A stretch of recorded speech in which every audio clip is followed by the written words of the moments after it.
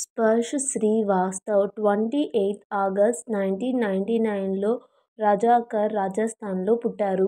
2014లో అంజు ఓం శాంతి ఓసానా అనే మూవీ చేశారు. ఈ మూవీలో అన్నా మేరియా అనే క్యారెక్టర్లో యాక్ట్ చేశారు. మధుమిత 2018 నుంచి 2020 వరకు మనసున్న మనసై అనే సీరియల్ చేశారు. ఈ సీరియల్లో పవిత్ర అనే క్యారెక్టర్లో యాక్ట్ చేశారు. ఈ సీరియల్ 2018 నుంచి 2019 వరకు జై హనుమాన్ అనే సీరియల్ వచ్చింది. ఈ సీరియల్లో మధుమిత లక్ష్మీదేవి క్యారెక్టర్లో యాక్ట్ చేశారు.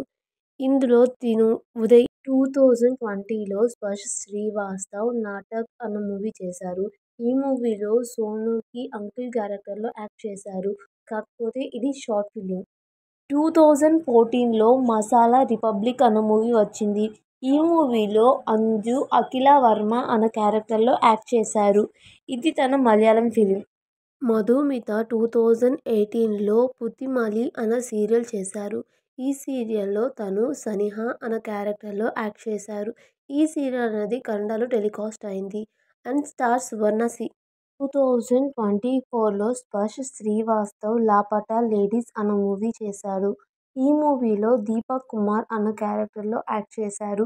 ఈ మూవీ తర్వాత ఇతను అంజు 2016లో టూ పెంకుటిక్కల్ అనే మూవీ చేశారు. ఈ మూవీలో అనగా అనే క్యారెక్టర్లో యాక్ట్ చేశారు. ఈ మూవీ మన మలయాళం ఇండస్ట్రీది. మధుమిత హరినాయ 29 మార్చ్ 1999లో తిను బెంగళూరులో, కర్ణాటకలో పుట్టారు. స్పర్శ్ శ్రీవాస్తవ్ 2010లో చక్ ధూమ్ ధూమ్ అనే టెలివిజన్ షోలో కంటెస్టెంట్గా వర్క్ చేశారు. ఇతను 2024లో ఏ వతన్ మేరా వతన్ అనే మూవీ చేశారు. స్పర్శ్ శ్రీవాస్తవ్ ఈ మూవీలో అతను ఫర్హాద్ అనే క్యారెక్టర్లో యాక్ట్ చేశారు. 2016లో అంజు కవి ఉద్దేశి చాచు అనే మూవీ చేశారు.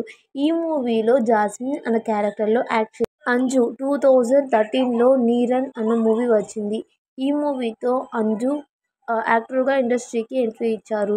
తిను ఫస్ట్ ఫిలిం మలయాళం ఇండస్ట్రీలో చేశారు.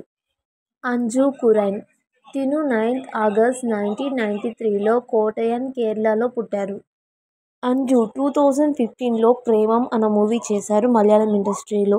ఈ మూవీలో తను అంజు అనే క్యారెక్టర్లో యాక్ట్ చేశారు. మధుమిత 2017 నుంచి 2018 వరకు శని అనే సీరియల్ చేశారు. ఈ సీరియల్లో దేవి నీలిమ అనే క్యారెక్టర్లో యాక్ట్ చేశారు. ఈ సీరియల్ అనేది కన్నడలో కలర్స్ కన్నడలో టెలివిజన్ అయింది. 2021లో స్పర్శ్ శ్రీవాస్తవ్ కోలర్ బాంబ్ అనే మూవీ చేశారు. ఈ మూవీలో షుబ్ అలీ క్యారెక్టర్లో యాక్ట్ చేశారు. ఈ మూవీ తర్వాత తను